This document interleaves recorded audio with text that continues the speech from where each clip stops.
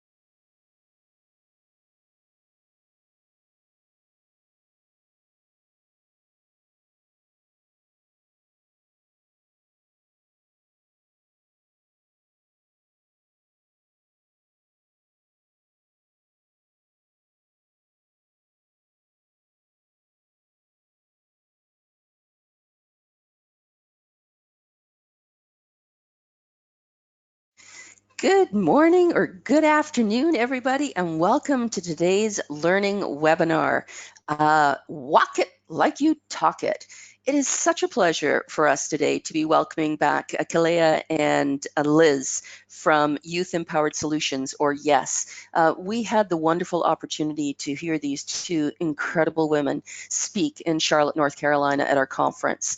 And so many people said that everyone within the IAP2 family needed to be able to hear the words of wisdom that these two incredible women shared with us. So it's a real pleasure to be able to welcome them to our monthly learning webinar today. On behalf of IAP2 Canada, IAP2 USA, and IAP2 Australasia, I really want to welcome both our speakers and all of our participants on the line. Drew and I are actually coming to you from Melbourne, Australia today, so we're super excited to be here as well. We were just talking to our colleagues who are experiencing seriously cold weather in Charlotte, North Carolina, and I'm sure some of you are also experiencing that cold weather.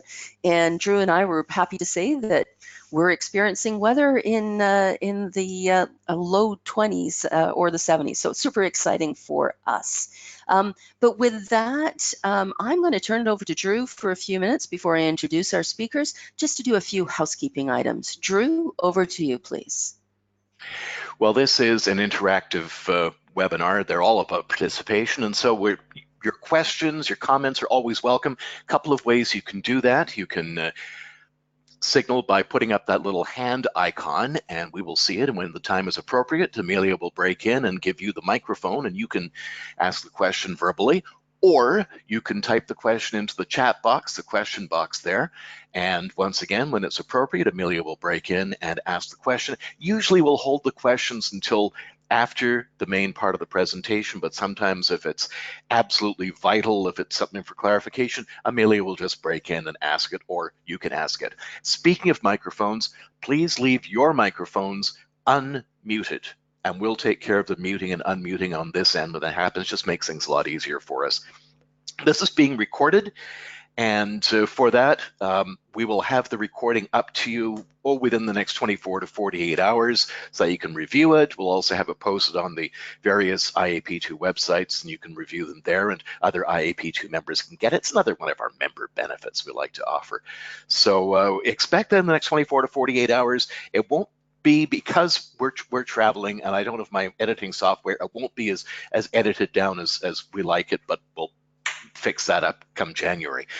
In any event, that's about it from my end. I think we've told you everything about it. We'll also send you out a survey. That's the other thing, just about things that you liked about this particular webinar, things you think can make the webinars improve in the future, so that we can just keep on improving these. We do listen to your and take to heart the things you put in those comments.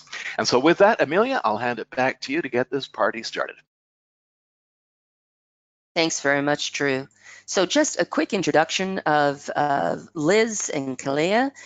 Liz Styron is a facilitator, educator, consultant, advocate, justice practitioner, disruptor, and preacher who believes in the power of collaboration, education, and liberation to create more just, equitable societies. Liz wakes every day to partner with dreamers, innovators, and advocates who want to ensure that communities are well and whole in mind, body, and soul. Liz's educational background is in education, social work, and theology. Her professional background is in nonprofit program management, community organizing advocacy, youth and family community practice, and faith-based work. She's joined today by Kaleia Martin, who is a community advocate, activist, mentor, business owner, a big sister, and a dog mom to a deaf pit bull. Her colleagues call her sociable, bold, and passionate. Among other things, she runs a business consulting for organizations that have gone through racial equity intensives and are looking to take action to create just company cultures and practices. Kaleia also supports high school students develop their leadership and critical awareness skills so they can lead their own public health-centered advocacy campaigns to increase equity and justice at the policies, systems, and environmental changes level. Kaleia's life purpose? To leave this world more educated and compassionate than she found it. So we're kind of excited this time because you actually get to see their photos on our webinar at the moment. But we've realized that once they start speaking, their lips are out of sync. So what we're going to do, Drew, if you could please hand the screen over to Liz so that we can get their PowerPoint up. So ladies, if you just want to say hi first, and then you can turn off your webinars and we'll get started. Hi, everyone. I'm Liz. I'm so excited to be back with you all and presenting, to some maybe the second time, to some maybe the first time. So we're really excited to get started, and I'll pass off to Kaleia. Hey everyone, this is Kaleia. Also really excited to be with you all via online, and hopefully we share something that is beneficial to you all. Excellent. So Kaleia, you can close your webcam too, and we'll get full screen on there we go. So Liz, you're off and running. Absolutely. Thank you so much. So we wanted to kick off, as you can see, the title of our presentation today is Walk It Like You Talk It, Youth Empowerment and Racial Equity. And we kind of want to break down a little bit of our learnings as an organization on youth empowerment and racial equity, and why those are so near and dear to our hearts, and why we put those two phrases together in the same sentence. And so a little bit about Youth Empowered Solutions as an organization. We're a national nonprofit. Our headquarters are in North Carolina, and we support the power of youth to challenge injustice and advocate for community transformation. So everyone that works here, that's on board with us, our partners, our youth and adult staff, we envision a world that elevates and invests in the power and the brilliance of youth. Hopefully our work, like I said, of social action and community transformation will bring about healthy and safe communities where all people have an equitable opportunity to thrive. So like I said, this presentation will discuss the reasons why we believe racial equity is a key component to youth empowerment and social movements dedicated to bringing about that positive, equitable change within local communities. A disclaimer that we always like to give when we're presenting is that we are imperfect. We're not a perfect organization. We're not the experts on all things youth empowerment and or racial equity, but what we like to do is choose to use our imperfections and the lessons that we've learned as examples for you all, for folks who are wanting to do this work with youth, to put more of a racial equity lens on the work that you're already doing in community, in a way that will hopefully inspire boldness, and so that you all can bypass the hurdles that we stumbled over as an organization, as Youth Empowered Solutions, in building equitable partnerships with youth and adults to create community change. So hopefully our stumbling blocks will become your stepping stones. So the important thing about this work also, as a disclaimer, is that this work takes a lot of time. It takes time, it takes unlearning, it takes the power and the strength to name and acknowledge how our organizations need to shift. And one of the ways that we shift is by leaning into discomfort. So perhaps your organization, if you look into it, may have a lot of what we like to call white dominant culture operating within the ways that you do work within your organization. How do we name that? And then once we acknowledge and name it, how do we create structures that will shift us into more liberated workspaces? And so today, like I said, we want to share with you some of our learnings and insights. We'll start by talking about 5 reasons why you cannot do youth empowerment without racial equity. And this presentation specifically was birthed from a larger body of work created by our Director of Programs and Racial Equity named Pam Diggs. And there's a larger body of work where she lays out 10 reasons why. But for the sake of time, we just want to offer 5 of those in this particular presentation, and we'll be happy to link you to the larger article for your reading pleasure. So at this point, I'd like to turn it over to Kaleia, who heads up our work in the Charlotte, North Carolina office, has done amazing work. Last week, humble brag, she was just invited to the governor's mansion in Raleigh for some of the leadway that she's done with climate change and environmental justice across the state of North Carolina. So I'm going to turn it over to Kaleia. Well, I'm glad the camera's off because I'm blushing. Thank you. So before we even really dive into the 5 reasons why youth empowerment doesn't work without a connection to racial equity, we wanted to be clear and give you all our definition of racism. And when we're talking about racism, we are talking about racism as it presents itself specifically in the United States. So we know that there are people on this webinar from across the world.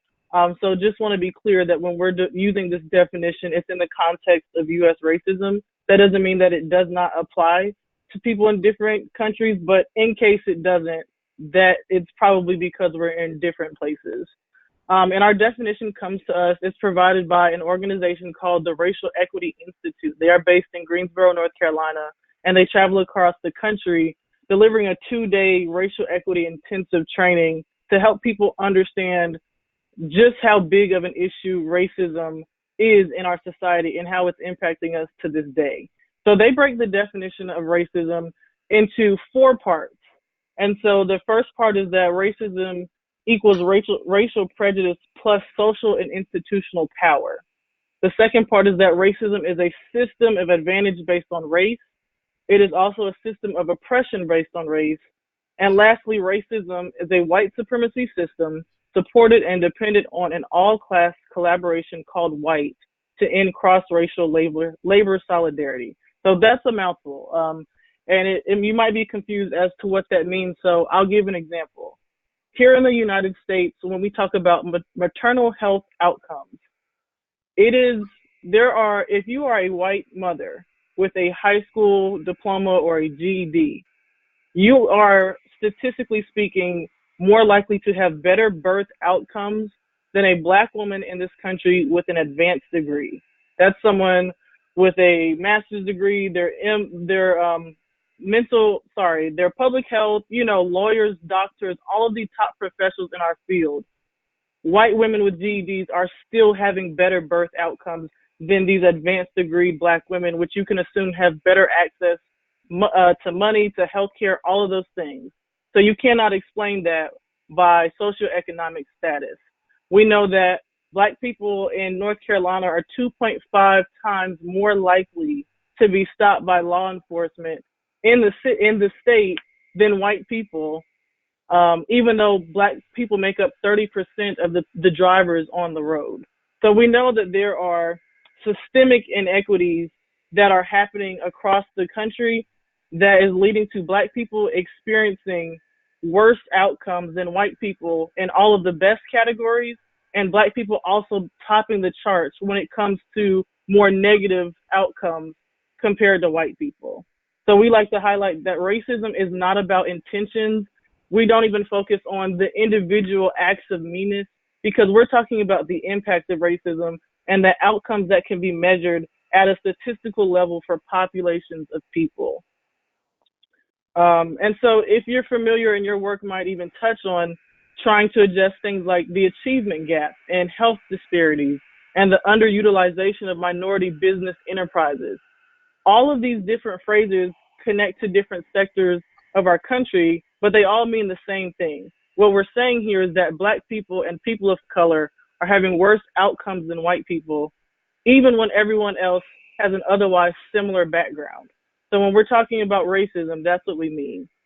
And so that leads us into our first point as to why it does not work if you do not marry youth empowerment with racial equity. And we call it death by racism. So our young people in the United States are dying both literally and figuratively because of racism. We can look at Flint, Michigan, with the water crisis, where government officials knowingly changed their water supply to something that they knew had lead and other carcinogens in order to save money, which has cost people their lives. We're seeing studies now showing that the kids who have been contaminated by lead in their water are 56% more likely to need special assistance in schools. We're already seeing that behavior change. And we know that Flint, Michigan is a predominantly Black city, and there was neglect on behalf of the officials and felt like those people were disposable. Across North Carolina specifically, there are 14 coal ash pits in the state. And so this comes from our energy supplier, because we only have one, needing sites where they can dump the coal ash, which is the byproduct of burning coal for energy. And a lot of them are situated in Black and brown communities and in poor communities overall. And so this coal ash has many carcinogens, and they contaminate the water, they get into the air. So even though there's a coal ash fire plant about 20 miles from Charlotte, the way the wind blows, the wind is picking up that coal ash and carrying it directly into a historically Black neighborhood in Charlotte, who is now seeing rises in asthma and other respiratory issues that are directly linked to that coal ash. The other way that racism is killing us is mass shootings. So I'm going to say a number, and that number is 359. That number represents the number of mass shooting victims under the age of 18 from the past 9 years. And so you might wonder, how do mass shootings, how is racism impacting that? Well, we understand that whenever Black people have guns and have weapons, there are a lot stricter laws placed by government regulators. But the problem is, right now, a lot of the mass shootings are taking place at the hands of white men, and therefore there has not been enough public outcry about gun regulation, and there's still a lot of, disagreeing beliefs around whether or not we need stricter regulation laws. So due to the fact that it's actually not Black people killing masses of people, I actually believe that because of that, we're not taking the action needed, and now everyone's children is suffering. So racism affects everyone. It's not just Black people. It affects us all. So we all should be invested in trying to adjust it. So now let's think figuratively about this. The climate crisis is the most pressing issue in human history. Can you even imagine what it's like for a person under the age of 18 to learn that 97% of scientists across the planet agree that climate change is caused by human pollution, and by 2050, if we have not made extreme changes to our living habits, this planet will be pushed to its breaking point. I work with 6 African American students, and when we first started having the conversations about the climate crisis, they expressed not having a real hope for experiencing a life like that of their grandparents. Some of them have already decided that they're not going to bring kids into this world, and they can't even see themselves growing old and enjoying their families and, living in that 2-story home and playing fetch with their golden retriever and their white picket fence. So the American dream is completely non-existent to them because they feel like nobody's going to react to this crisis fast enough. And what we need to understand is that racism directly undergirds the climate crisis, and therefore it is the cause of death of these young people's hopes, dreams, and futures. And we'll go to the next one. So the next reason why youth empowerment with racial equity is important is because it's urgent. Youth leadership is critical, and their awareness must be comprehensive. So in the issues of their time, like the climate crisis, it cannot be resolved without understanding and addressing the racism and ideology of white supremacy that undergirds the issue.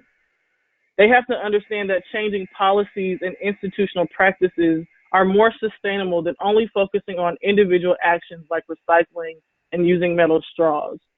So right now we're seeing people, advocate for recycling, and those things are great, but we have to change policies. We have to be putting in strict regulations. We have to be allocating billions of dollars to address this crisis. And when we do it, we have to make sure it's done in a way that the most vulnerable communities are given a chance to express what is needed in their specific communities, as well as giving them opportunities to work some of these new jobs that are inevitably going to come because of addressing the climate crisis, and making sure that these jobs pay a living wage. And so we have to understand that the climate crisis happened in part because a lot of industries are producing a lot of things that can be consumed and thrown away, and they're pollutants. And this also connects on a global level, thinking about the globalization of the economy and understanding that you can offshore work to places in different countries and pay them, I'd call it slave wages. And you're also cutting down the quality of the materials that you're producing. And so in turn, we're producing a lot of materials, not paying people enough to live, even though they're working 40, 50, 60 hours a week, and trying to understand why we have so much pollution in our society. So all of these issues are connected, and we need to help make sure that we're teaching young people about the systemic aspects of the solution, not just what we can see on the outside. So you might be wondering, why there's a picture of fish for this slide, but I like to use an analogy, and it says basically that we can't teach young people to fix fish, meaning do individual interventions with people, because we know that the issue is the water that they're swimming in. So we know that the climate crisis and other issues of our time are rooted in systemic policy decisions that have been made. But right now, a lot of times we focus on trying to get individual people to change their behavior. The studies come out over and over again to say that individual intervention is not enough to stop major issues, especially the climate crisis. So it's important for youth leadership to have a strong critical awareness about the root causes of the issues that they're trying to address. And we would even say that goes for leadership in general. If you're addressing major issues by focusing on individual people, most likely your attention and your energy is not going to be the most beneficial to everyone, because you would have to do that intervention for the rest of your life in order for it to be successful. We're teaching young people to address the root so that people generations from now can benefit from it. The next slide we're going to talk about is the simple fact that youth are demanding these conversations. Young people across this country have had access to information and to each other in a way that's unlike any other generation before its time. They can see what's going on in Hong Kong, in the Dominican Republic. They can connect with people from across the world. And so they're seeing injustice play out on a global scale. So it's important that we as adults understand that young people are not okay with injustice. They are sick and tired of getting on social media and seeing bad things happen to people who have not done anything wrong. And so it's time that we as adults step up to the plate. And one, we need to get educated, and we need to start sharing information with them about why these injustices are happening, and then giving them the room and the space to address them at a systematic level. And if we're not doing this, if there are people who work with young people, oftentimes if we're not doing this, young people tend to lose interest. And I'll just give an example of how my students personally have identified issues and are trying to address them. Here in Charlotte, they noticed a difference in school resources that are given out at one of the predominantly white and older historically wealthy schools versus the schools that they go to. They notice that they don't live around or go to church with or even have any real interaction with people of other races, but especially white people, because like I said, they're all African American. They notice the small number of AP and IB classes that they have versus their peers and what they're taking at other schools. And my students can count the number of white classmates in their entire school on two hands. For context, when I was in high school and I went to one of the schools that some students currently go to, I could count on two fingers how many white classmates I had.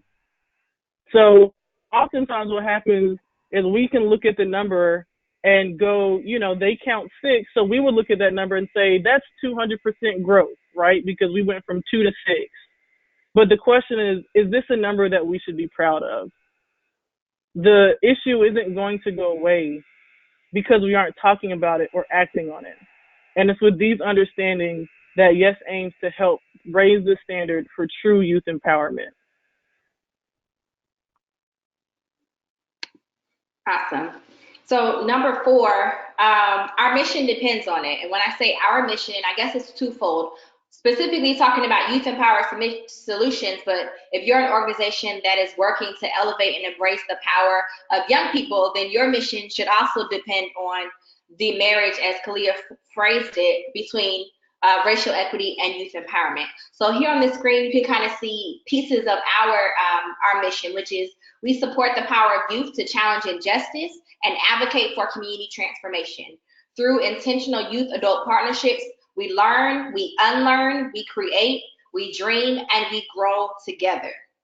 And so a lot of what Kaleia was saying is really why Youth Empowered Solution exists, to get at the root cause issues of a lot of the systemic things that we're seeing happening in our society that are cutting down communities of color, silencing youth of color, and youth as a whole. So although young people under the age of 18 make up more than a quarter of the US population, their potential to contribute to societal change is really systematically ignored. And we'll talk a little more about ageism in a moment. But we believe because we're systematically ignoring folks that are under the age of 18, our nation is suffering economically, spiritually, creatively, and civilly. And once again, that number 2050 is so important to us because by the end of the decade, 2050, the majority of the US population under the age of 18 will be people of color, which also means it will be youth of color. So if we are not engaging communities of color, we're not engaging youth of color, then once again, what we're doing is systematically causing our whole nation, once again, as Kaleia was saying, racism and these systematic oppressions don't only affect communities of color, but they affect everybody. So continuing to ignore youth, continuing to ignore the voices and the brilliance and the power of youth of color means that as a nation, as a whole, all of us are going to suffer, again, economically, spiritually, creatively, and civilly. So our potential, even the potential that rests in these young people to create the community change and the social movements and the activism that we want to see so that we can move towards these more equitable societies is significantly decreased when these young lives are being unjustly cut short or they're not allowed to fulfill their optimal health and safety. So at Youth Empowered Solutions, as a part of our mission, we offer trainings and coaching and technical assistance to different organizations across not only North Carolina, but nationwide, depending on our context, that will help them to reinforce that racial equity, and having that racial equity lens on everything that you're doing means improved outcomes for everybody, and that the distribution of resources, opportunities, and burdens are not determined, predictable, or disproportionate by race. And we know, as Kaleia stated before, that on paper, when you look at the numbers, when all of these colleges and universities have done research, the finding always shows that race is the #1 determinant for health and life outcomes. It's not money, it's not education, it's not your zip code, it's race. in the United States of America. So racial equity then will help to facilitate youth equity by undoing those power structures that Kaleia talked about that routinely leave out youth voices and voices of community of color. One person says that revolution or the social change how we want to see is a bottom-up approach versus a top-down, or we start at the margins. We start at the bottom. We start with those who are close in most close proximity to the issue. We start there and we begin to center those voices and those experiences and the brilliance and the wisdom that comes from that experiential knowledge. We center that and then we build out from there. And so when we talk about marrying youth and racial equity, that's exactly what we're trying to do, because in the United States of America, once again, youth are considered a marginalized population. It's a underserved, underutilized, in my opinion, population. So youth by themselves are kind of at the margins, but then once you throw on youth of color, those margins kind of push out a little bit more. And what we do as an organization is that we try to bring the margins and center those who have been historically left out of conversations. Their ideas have been left out. Their presence is left out. They're not invited to the tables where decisions and power are present. Which leads me to another thing that I want to mention about intersectionality, and it's something that personally I've been really leaning into as it pertains to our mission and our work. If you're not familiar with intersectionality, Professor Kimberly Crenshaw is the one who coined this term, intersectionality, and it's a lens through which one can acknowledge and understand where power, access, and privilege interlock within multiple aspects of identity and communities. And so I want to lead that to our fifth, which is power is not balanced. So thinking about intersectionality and what Professor Kimberly Crenshaw says about acknowledging where is the power, who has access, who has privilege, who has historically held power and access and privilege, and asking ourselves who has historically not held power, access, or privilege, whether that's looking at the country, the history of your country or your nation as a whole, and that can also apply to your organization. So within your organization, if you're an organization that's engaging with youth, who historically holds power to make certain decisions? Who has access to those decision-making tables, and who has the privilege to be able to be heard or not to be heard, to be present or not to be present. And so when you look at a person, whether it's a youth or an adult, they embody a collection of identities. And then there's another person that I want to name drop and have you all look up, named Dr. Beverly Tatum, who looks at the power of identity. And I really like to bring Kimberly Crenshaw intersectionality in conversation with Dr. Beverly Ann Tatum, because Dr. Beverly Ann Tatum says we are all intersectional people. We all have identities, and these identities can be labeled as dominant, or they can be labeled as a subordinate identity, meaning they may hold little to no power. A dominant identity meaning they hold much more power. So for example, my dominant identity may be that in certain spaces, I'm an African American woman in America. I'm sorry, that would be my subordinate, right? Because we know that women in America have not historically held power, and we know the history of enslaved peoples, my ancestors, and how power was denied them, voice, freedom, liberty, liberation was denied to them for 400 years. So those would be some of the, and we see the effects of all of that trauma, all of that silencing, all of that demoralizing history, how that still shows up systemically in society. So me being an African American and a woman, those two identities would be subordinate identities here in America. But my dominant identities and places where I may hold power is that I'm born in the US, meaning my citizenship, I didn't have to apply for it. It was pretty much quote unquote a birthright that was given to me, and English is my first language. Whereas those where English may be their second language don't hold as much power, or those who may have a green card or who are refugees or who have migrated to our country do not necessarily hold the same amount of power as I would have. And so when we think about our individual identities and the powers that they hold, or the subordinate powers that they hold, our organizations are very much the same way, because our organizations are made up of collectives of people with their collective dominant and subordinate identities. So organizations also have identities that we need to name and begin to understand and pull out. Where are the intersections? Where are the pockets of power and access and privilege that are present, not only in me as a person, but also me as a part of an organization that has its own identity. So for YES as an organization, we work primarily at the intersections of ageism and racism. And so one question that I'll have you all thinking about, maybe as you're leaving this webinar or processing, is not only what are your identities, dominant and subordinate, within you as an individual, but how does that show up in your organization?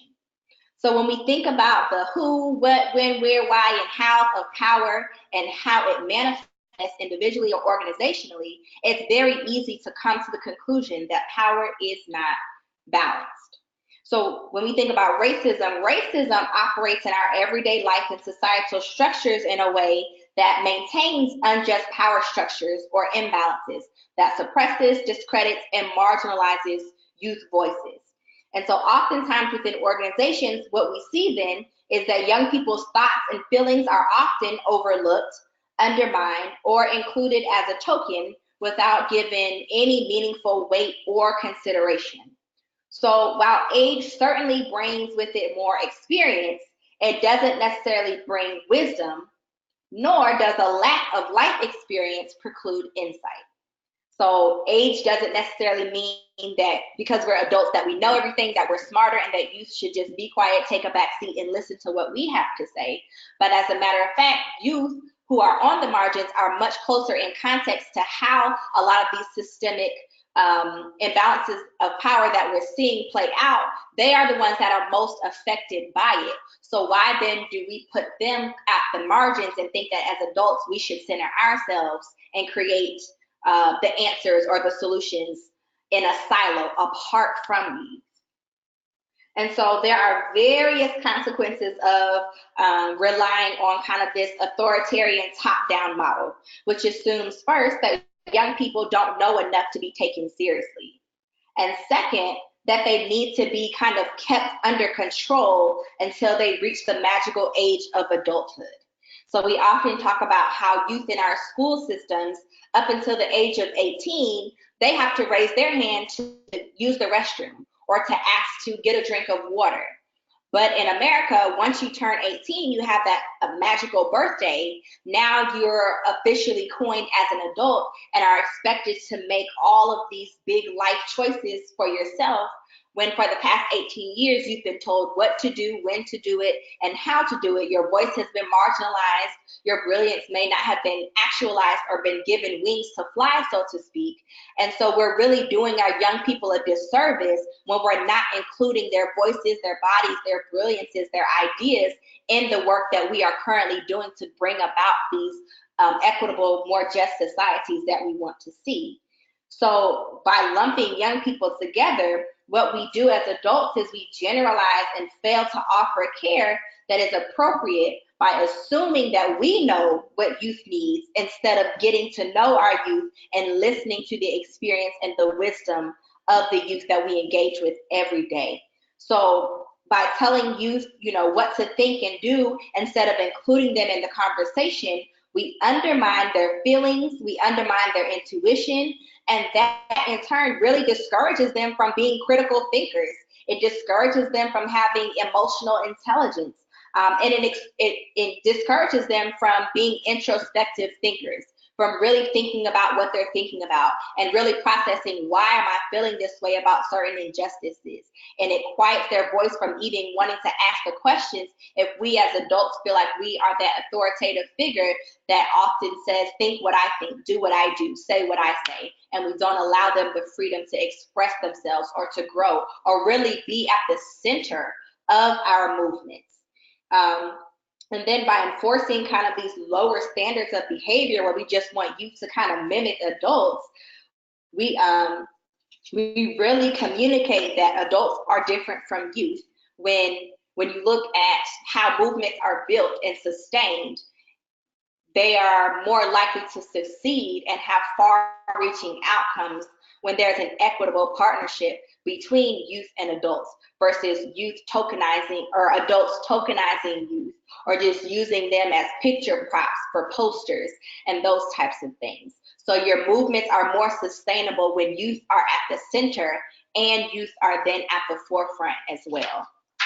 And I think we're running good on time. So the last thing that we want to talk about is what we call the seat at the table starter kit, because oftentimes by the time we get to this point, folks are like, well, what does this look like? How do we go about doing it? What do we need to know?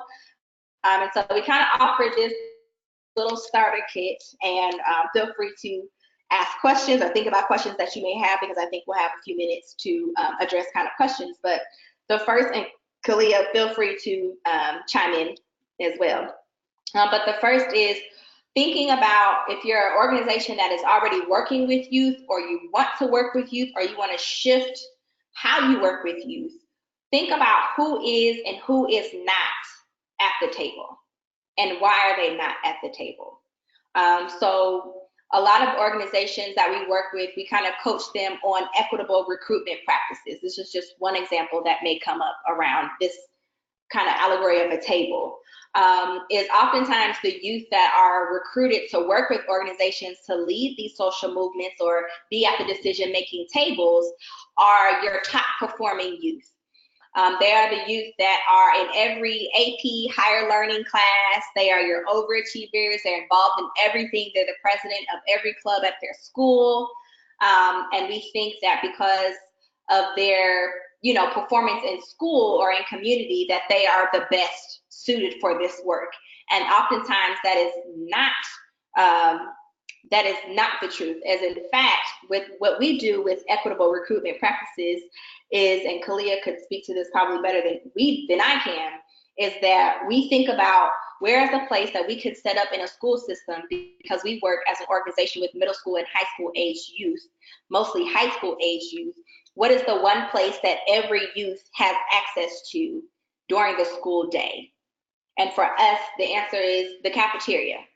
Every youth has to have an opportunity to eat school lunch. So if we are recruiting, because at Youth Empowered Solutions, we pay our youth, they are part-time employees of the organization, and we have a job flyer and we want to recruit youth, we are going to set up in the cafeteria so that everyone has a chance to apply for the position if they feel interested in it, or a chance to talk with us one-on-one about requirements or who we are as an organization. So we wouldn't just go straight to the counselor and say, hey, we're looking to hire some youth, because we know 9 times out of 10, the counselor is going to send us that one token student who is valedictorian, like I said, is on president of everything, right? So the second thing would be get to know the youth at the table. You cannot do this work or be engaged with youth without those authentic relationships.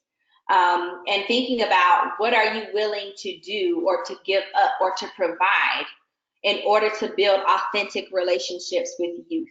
Because all youth are not the same. We cannot generalize the lived experiences of youth, especially if we're talking about youth of color specifically, or youth who are living in poverty or who are living on the margins, quote unquote, of our society. Those lived experiences oftentimes are going to be what keeps the spark burning for them as it pertains to the social movement or the sustainability of your movement. Is how does this issue affect them? And helping them to understand that the work that they're doing is not only going to change their lives, but the lives of their entire community or their entire city or their entire state, or if a law or policy is passed, the entire country as a whole. So getting to know the youth, their experiences, what are they struggling with? What are they passionate about? What is their home environment like? What is the wisdom and the assets that they bring to the table? And how can you incorporate that to lead sustainable movements for equitable change? And then thinking about When, where, and how is the table created? What are your internal organizational policies and practices? Another coaching session that we have is that a lot of organizations that are working with youth specifically, a lot of the big time decisions are made at 9 o'clock in the morning or 10 o'clock in the morning on a Monday or a Tuesday when you have your board meetings or your executive team meetings. Well, the high school age youth that you're working with are in school. So how is it that we're engaging youth? We want youth to be at the center. We want them to lead the movements, but we're setting a table at a time that doesn't work with our youth, where they can't be there. So a lot of times what we say is that youth empowerment starts before youth even get into the room. So as adults, we need to be thinking about not just inviting youth to the table or who's at the table, who's not at the table, but when the table is created, what does the agenda look like? Are we still using words and verbiage that are going over the youth's head? Do youth have a stake in the agenda? Is there a space for youth to talk and express themselves or to report out what they've been working on? Do they have voting rights within your organizations? Do you have youth on your board? And once again, when are these board meetings? When are these executive meetings happening?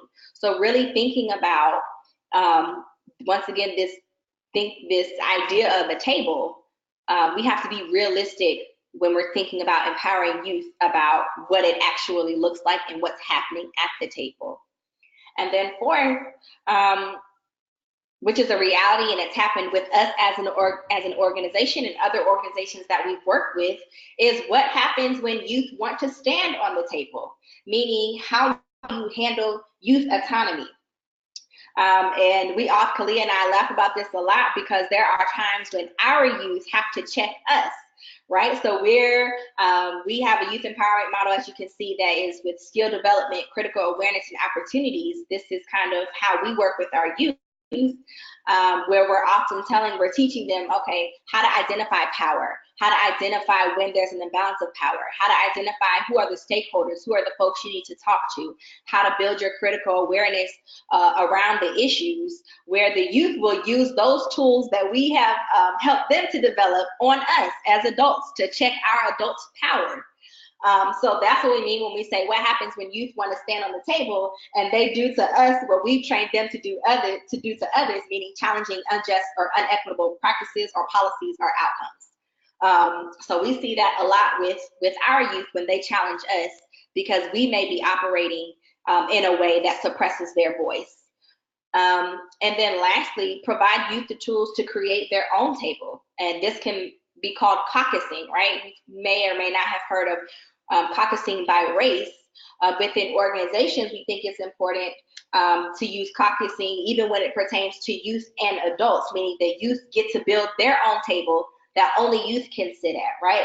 Because what this does is it builds a practice of truth tellings, vulnerability, and courageous conversations that they can have with one another, and then bring all of the conversations or the decisions that they've made within their silo as youth to the table, so to speak, with adults and say, hey, this is what we're thinking, this is what we're feeling, this is the changes that we would like to see. But they need kind of that autonomous space to be able to build on one another and really help each other as youth be leaders within the organization. Kaleia, did you want to add anything to these? No, I think you covered them well. And I just want to lift up the fact that while we're talking about things being youth-led, we also want to acknowledge that youth-led does not mean that adults don't do anything, right? So we're suggesting that your work with youth should be a true partnership. Like I kind of look at it as like treating the young people like you are all like starting a business or you're starting this organization from scratch together. So they're like a co-founder, meaning everything you would do with your co-founder to make sure your organization is up and running and achieving the things that you want to see achieved. That's the level of engagement that we are suggesting that each of us as organizational leaders should have with our young people. We know that society puts a lot of constraints, the one being essentially time because of when they're in school, but to as much as possible, we should be striving to incorporate young people into every facet of our work, because the reality is if whatever we're doing is meaningful and worthwhile, which I imagine all of us believe that our work is, the only way it's going to be sustainable is if we're bringing up leaders who can take on the work and take it to the next level. We know that youth empowerment and our model specifically do a really good job at preparing young people to be in spaces with adults, with decision makers, with people with power to change policy and legislation, and they can hold their own, and they can persuade those people in power to do things that as adults we never would have the capacity to do. So we have to understand and respect their power and their wisdom and be willing to be open to what they bring to the table, because the reality is, if we have a true partnership with youth and adults at the table, I think that table is going to produce much more than a table of just adults and tokenized young people.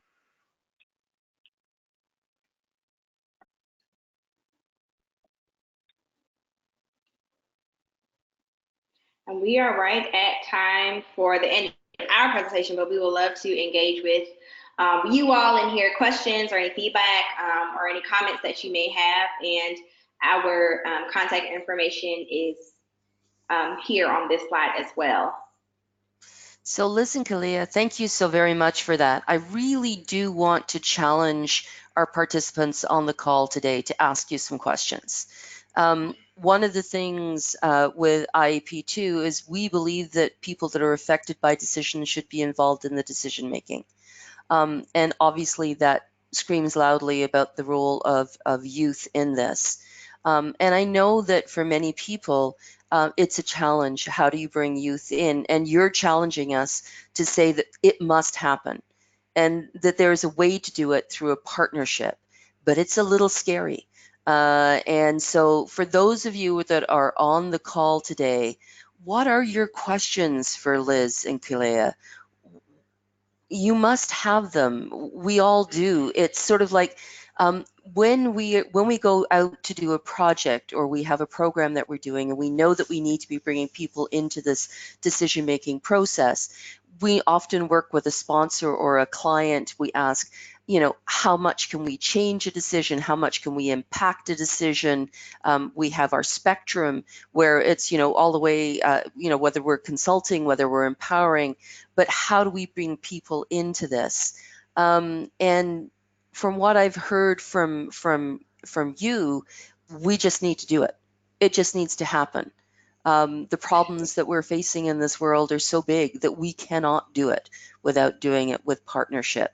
But it is a little scary, and so I'm interested. I'm not seeing questions coming up, but I know that people must have them because control is an issue for many of us. Our sponsors, our clients often don't want to give away that control. They absolutely want to bring people in, have the conversations. They'll listen to them, but how much control is an issue. So this is certainly, as a practitioner myself, it's Amelia here, it's one of the things that I worry about. So I'll leave you with that. And we're starting to get other questions now. So hopefully we've got some people thinking. So if you want to respond to that, that's great. And then I'll come back with other questions as well. Sure. I think the first thing that comes up for me when you ask, like you mentioned it being scary and saying like, kind of where do you start? You start with unpacking your adultism, not you specifically, but in general, we as adults, we have to start with unpacking our adultism and get to the root of why is this so scary to us? What is it about young people that makes us so hesitant to work with them in a way that is meaningful? And in our training that we do with adults, what we find and what we like to highlight is the fact that oftentimes we attribute things that people do to things that young people do and use that as an excuse to write off young people. So we'll say, oh, young people, they don't care about anything. All they want to do is stay on their phones and they're lazy and they're just hard to engage long term. And our question back at the end is always, well, how many of you know adults who are always on their phones and they're hard to engage and they're lazy, So oftentimes what's happening is we have narratives about young people in particular, and we're not acknowledging the fact that young people are just younger people. So we're attributing certain things to their demographic when the reality is they're just people. And so oftentimes understanding that and understanding this notion of power that you talk about, and really acknowledging and grappling with the fact that, yes, it is a matter of power. And it's kind of like, for so long you waited, you grew up and you were like, I can't wait till I'm an adult. I can't wait until I have the power to, do things for myself. So when we finally get that power, sometimes we feel like with young people, you need to go through the ranks. You need to wait your turn. And so we challenge adults to break that cycle of telling young people that they have to wait and that they have to be silent until they reach that arbitrary age of adulthood. And we're saying, no, let's break that and get to the point where, as adults, the power that we have, we broker it to young people so that everybody's voices are heard.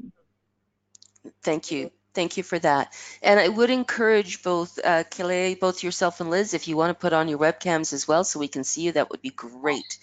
So I'm going to go into the questions now, and we've got quite a few of them, so I'm going to get into them right away. The first one is from Brooke. I'm curious how our presenters deal with gatekeepers. Often there are adults who are in charge of access to youth. And how do you work with the gatekeepers? Liz, you want Liz to or take it, or Kaleia? you want me to go? You can go. Sorry, I was trying to get my webcam together. You can kick it off. So the question is, how do you work with gatekeepers in terms of, like, can you read it one more time? Yeah, I'm curious how our presenters deal with gatekeepers. Often there are adults who are in charge of access to youth.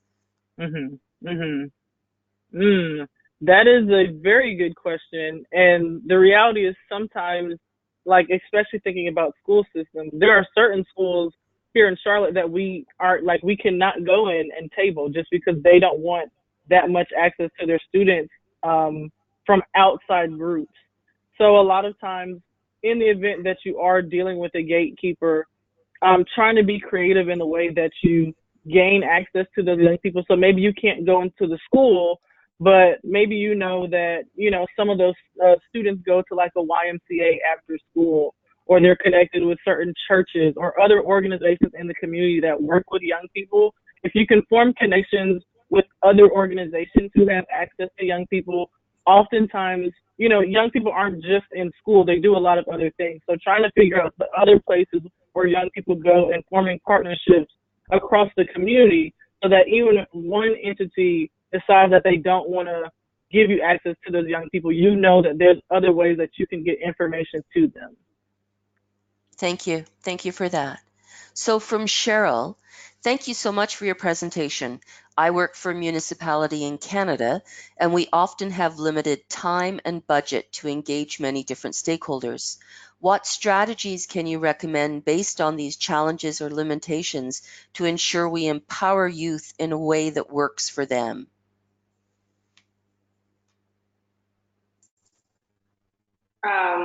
Can you read the first part of that question again? Sure can. So thank you so much for your presentation. I work for a municipality in Canada, and we often have limited time and budget to engage many different stakeholders. What strategies can you recommend based on these challenges or limitations to ensure we empower youth in a way that works for them? So one of the coaching contracts that we've had was with the city of Durham, working with the government, the city council and the city of Durham, who they wanted to work with youth, wanted to engage youth in a more meaningful way. And one thing that we did was got the city of Durham to host a gathering of every organization that in the city of Durham that worked with youth or engaged youth in a meaningful way. And we began a conversation. And I think it was maybe about 20 organizations that showed up. It was kind of an open invitation. And we began to help them to build a cohort and just begin to see who is doing what with youth in the city of Durham. What's your targets, or what's your target population of youth? Are you working with youth who are differently abled? Are you working with Latinx youth? What type of youth are you working with, and what are you all doing? And we helped the city of Durham by getting all these organizations together in one room to have a facilitated conversation to say this is what is being covered, and here is what's not being covered. Here's where the needs are. And there were organizations that found out they were doing the same things, but fighting over the same pot of money. So they began to be in partnership with one another. And we just began to figure out who's doing what. And I think that's a good step, especially by the city of Durham, to just start being intentional about who's doing what as it pertains to youth in a city where there are limited resources. And then there were also youth that sat on city council that wasn't there before, but we realized we need youth to be sitting in places of power, speaking for themselves versus adults speaking on behalf of them in these spaces. So I think having that gathering worked very well for a city that we worked with as a starting place. Thank you for that. So from Ignatius, what are your best tools or talking points to convince decision makers to seriously incorporate youth voices in decision making?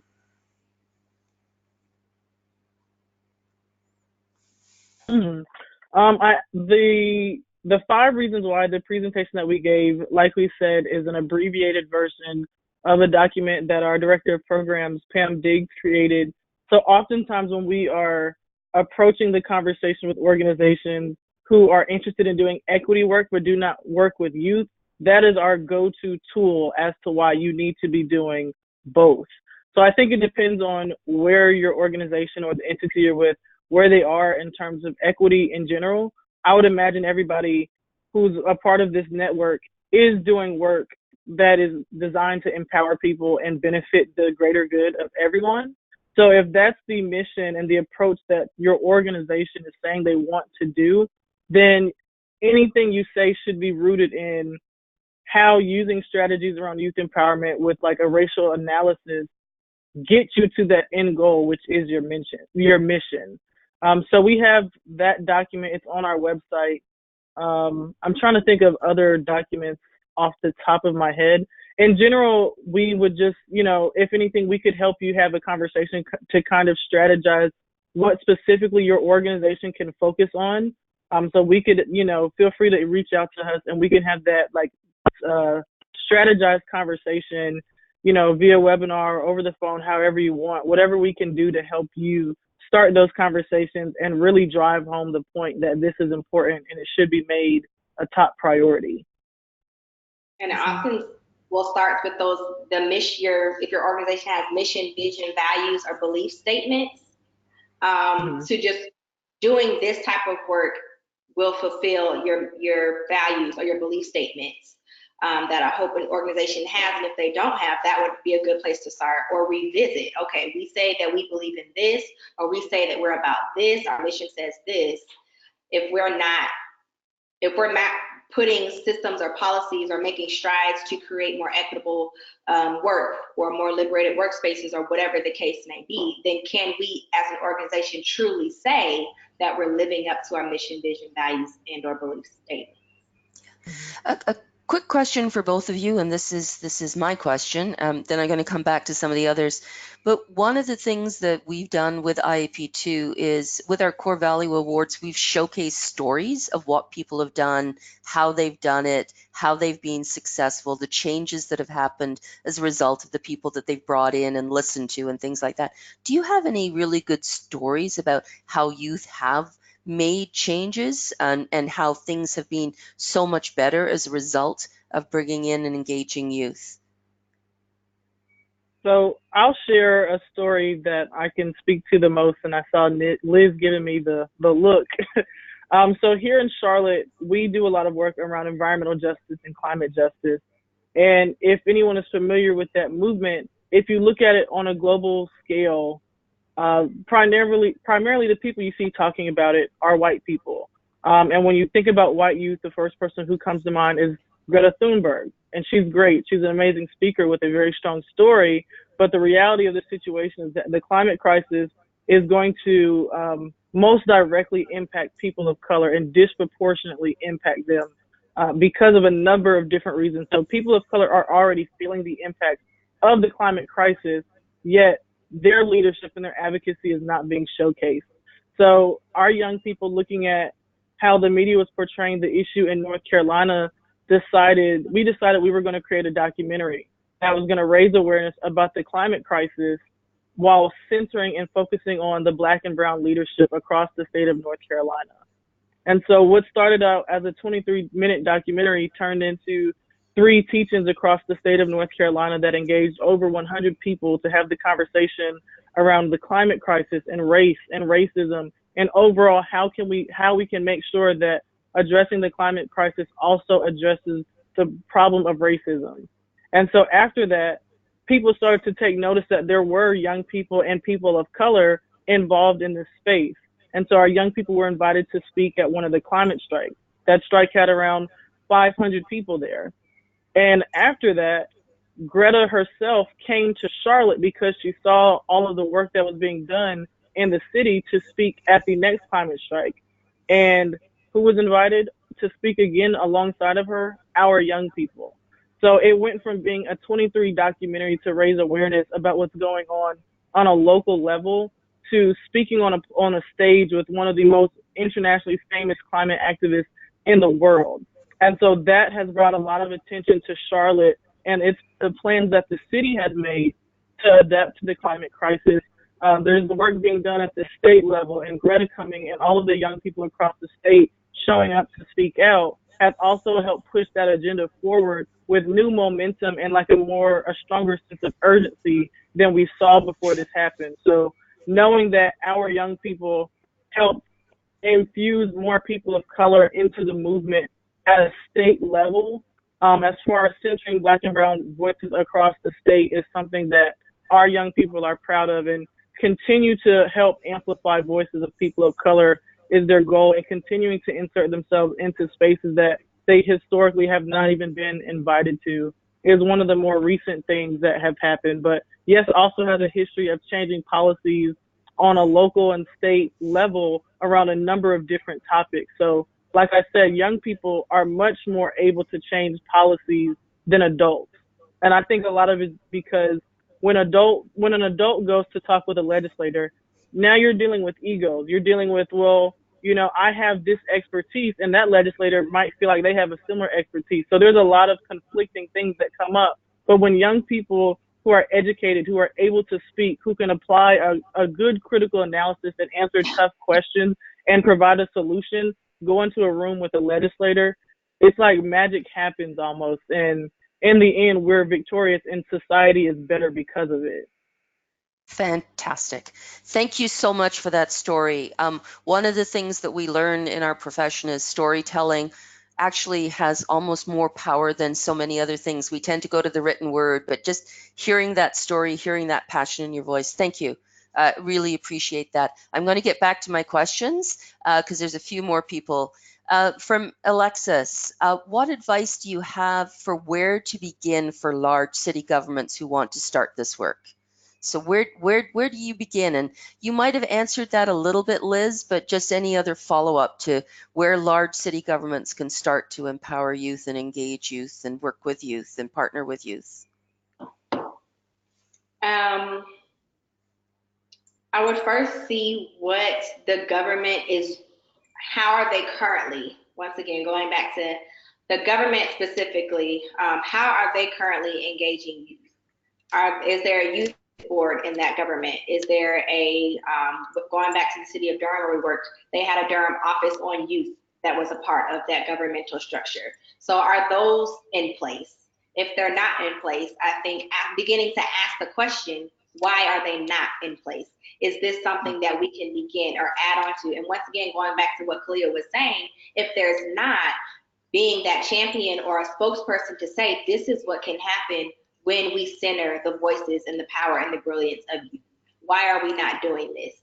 Because our city is suffering when we don't have youth at the table, and not just at the table so we can listen to them and say, yeah, that was cute, but at the table and hearing what they're saying and actually making changes based on the recommendations of youth. So if there's an entity within the government that focuses on youth, maybe pushing them to begin to think about how effective our youth caucus or our youth leadership team? What has been our asking of city government? Or what is it that the youth want to see changed? Has there been any leeway? If not, why not? Is this something we need to take more seriously? Is this something we need to pour more resources to?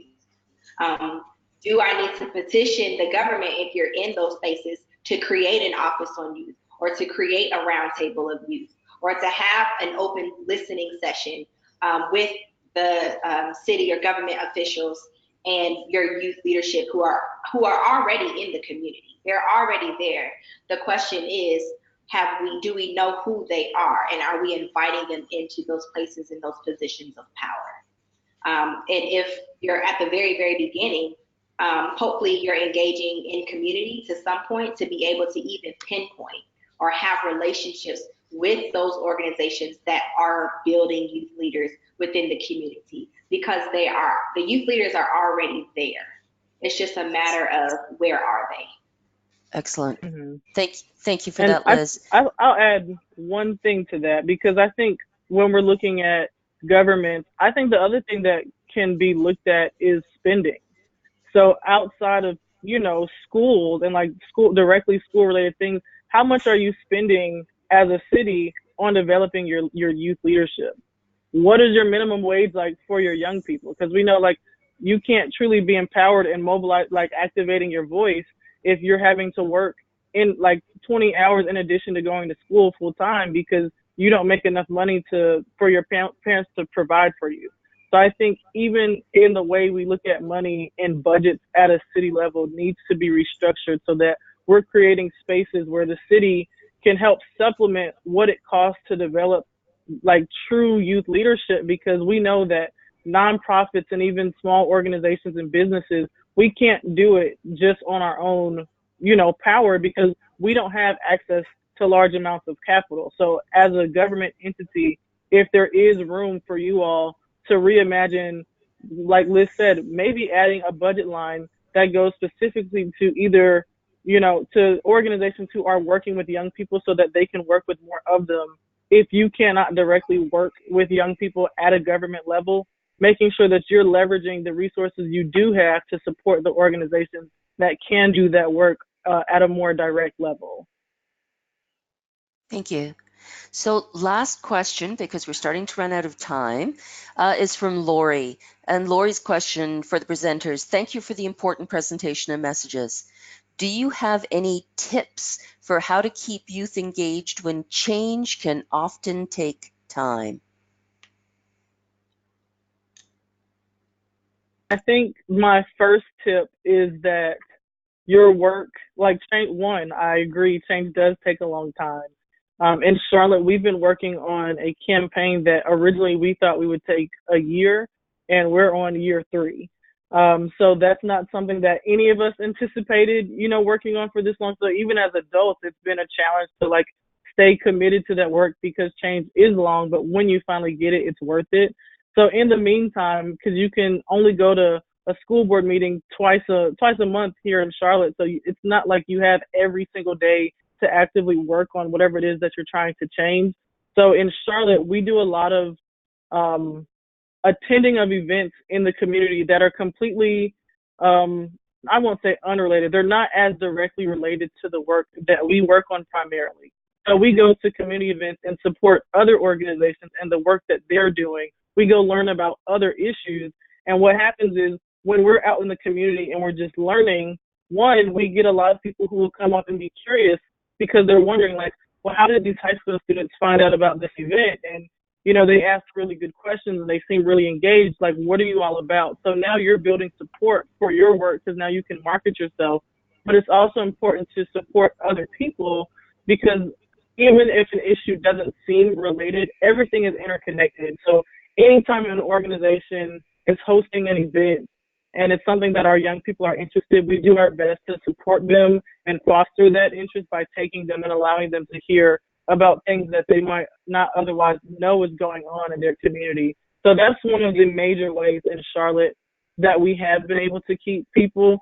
I've had the same students outside the ones that we just hired for going on 2 years now, and they talk about being connected when they're old and when they're able to do work like this. So also spending that time outside of the office or outside of whatever campaign you're working on allows you to build those relationships like Liz was talking about earlier. So just making sure that you see the value in spending time with your young people and supporting the community, and knowing that whenever you do those things, it will overall benefit the work. So it is connected to your actual campaign or policy change that you're working on. Thank you very much, Kaleia. Just quickly, coming up next month is Understanding Indigenous Identity.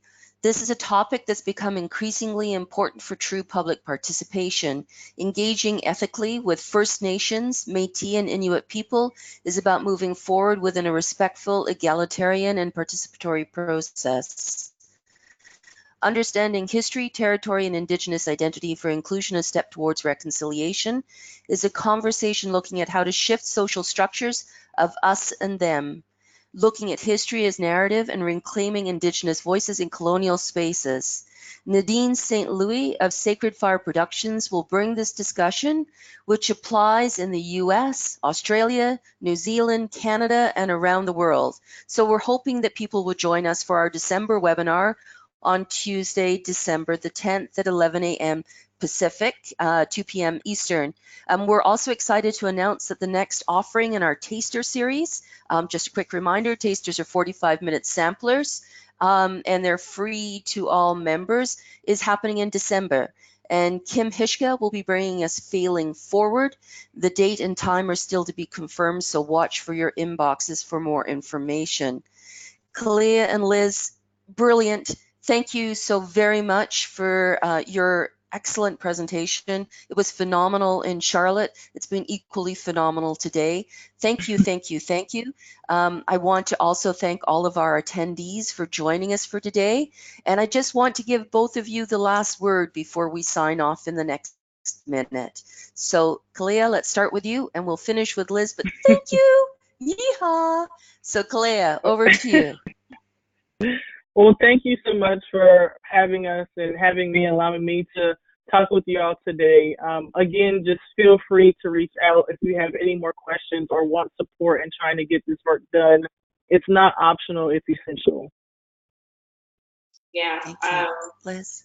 Once again, thank you all for hosting us and for attending our webinar. We hope that even if you just take one thing and make one small change is still change, and it can lead to bigger changes.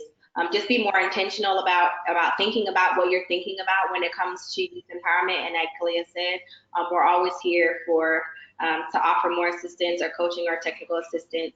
But we thank you all, and we hope that you just take one thing today and try to apply it within your work in the next 30 days. Thank you for challenging us, Liz and Kaleia. Thank you so much for all of the information. Drew will be sending out your PowerPoint. Any other information that you want to share, we'll be sending it out along with the recording to everyone that's participated or signed up. It will also be available to all of our members on their website as well. So with that, I want to wish everyone a wonderful day. We'll look forward to seeing many of you back at our December 10th webinar. And also our taster series. And please take Kaleia and Liz up on their offer. If you've got questions or anything else, give them a call. We have all of their information and we want you to keep those relationships going. So thank you very much, everyone. Have a great day. Talk to you later. Bye now.